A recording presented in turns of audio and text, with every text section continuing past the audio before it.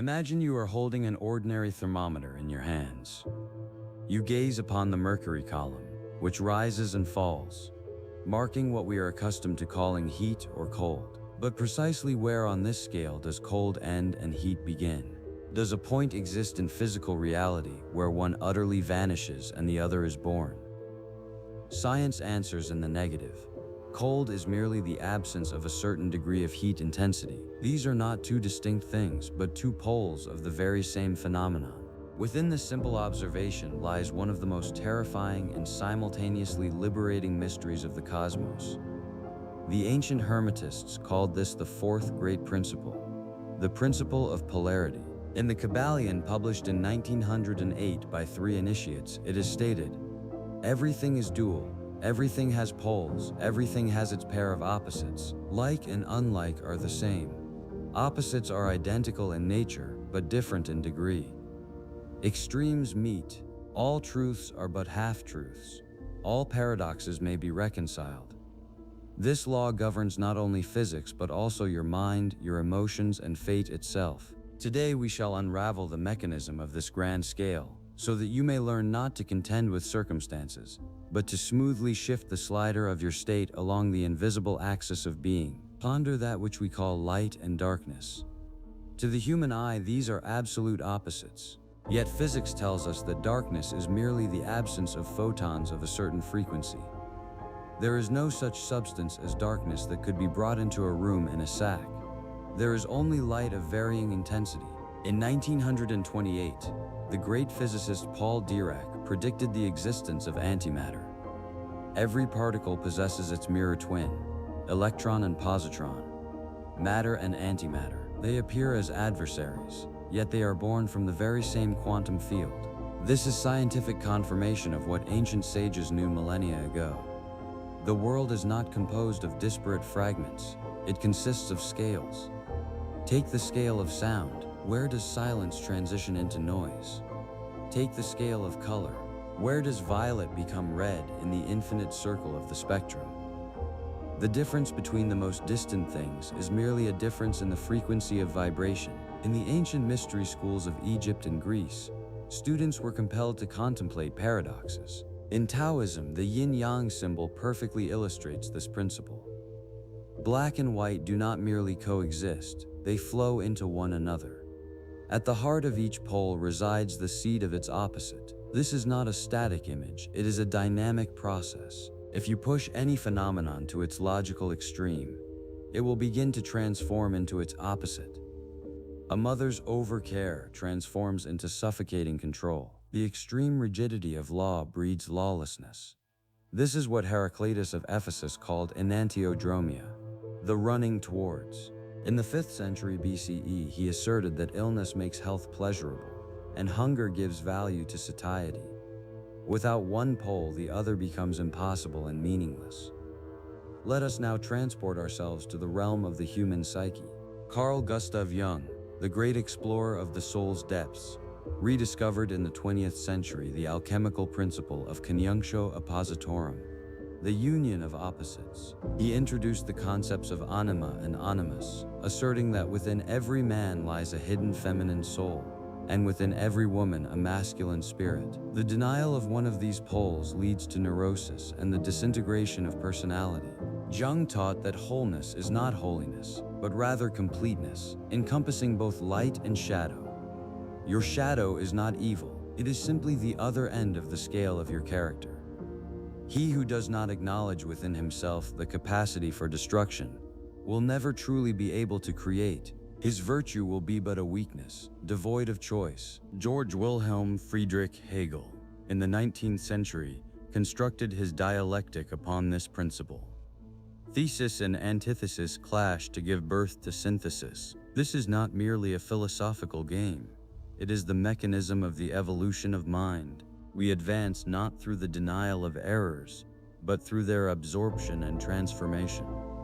Love and hatred are often considered diametrically opposed emotions, but observe, both require an immense quantity of psychic energy. You cannot hate that which is indifferent to you. Indifference, that is the true zero on this scale. Love and hatred are simply different degrees of the same emotional tension. It is precisely why we so often witness one instantly transforming into the other. Between them lies no chasm, only a path along the ruler. Hermetic transmutation, of which the Kybalion speaks, is the art of altering states of mind by traversing the lines of polarity. You cannot transform fear into tenderness. These are different scales, but you can transform fear into courage. For fear and courage are one and the same scale. Courage is simply fear that has begun to act. It is the highest degree of vibration on the same axis where fear is the lowest. The alchemists of the past did not merely attempt to transmute lead into gold. They worked with the lead of their heavy, depressive soul to elevate its vibrations to the golden radiance of awareness. How then might this knowledge be applied in your daily life? The first step is the identification of the scale. When you are seized by a negative emotion such as anger, pause. Do not attempt to suppress it. Suppression is an attempt to excise a part of the scale, which is physically impossible. Instead, ask yourself, upon which scale do I reside? This is the scale of tranquility and fury. Understand that fury is simply an extremely low frequency of tranquility. You are not battling an external foe.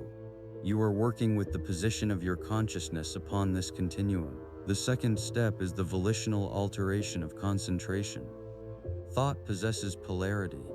If you are focused upon the pole of lack, you attract all that corresponds to that frequency.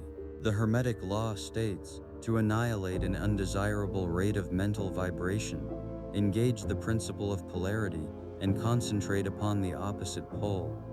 This is not positive thinking in its superficial understanding. It is a conscious refocusing of attention. The mind cannot vibrate upon two poles simultaneously.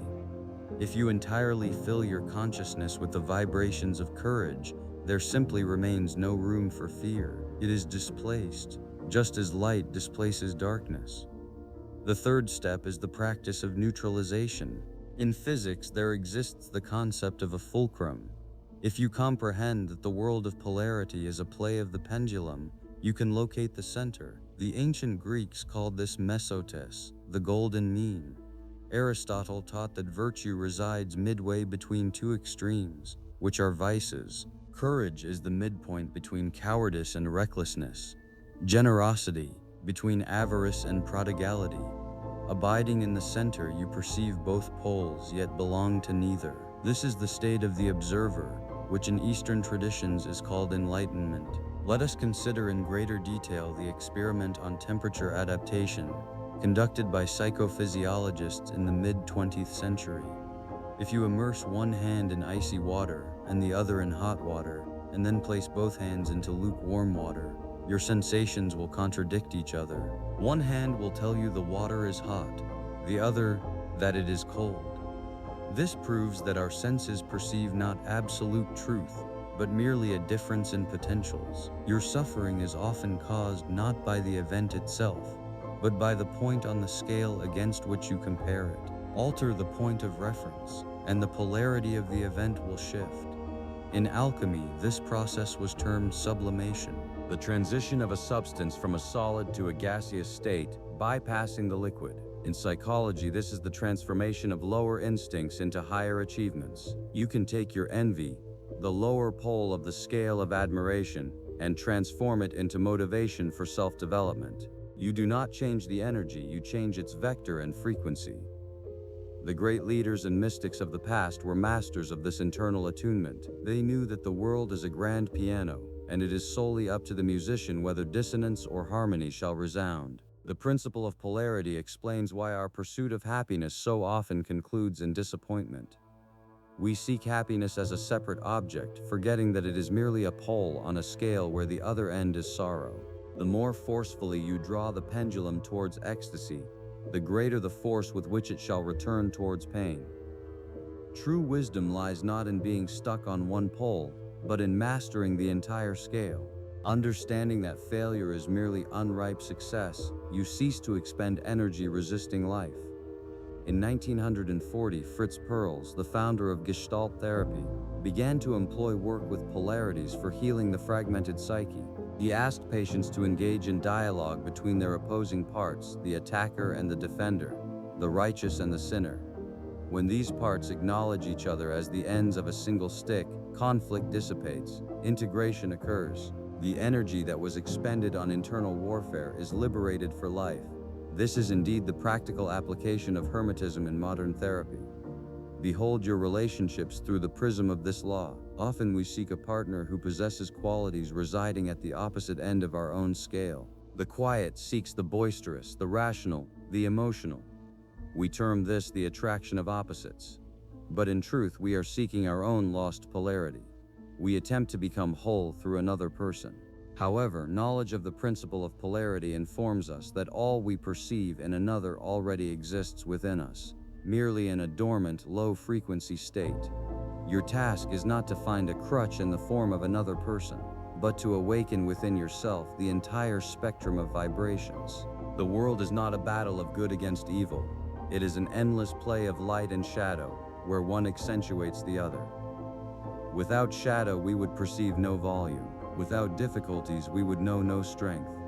Every impediment upon your path is simply the lower pole of an opportunity. When you encounter hatred, remember that you stand upon the scale of love, merely at its colder end.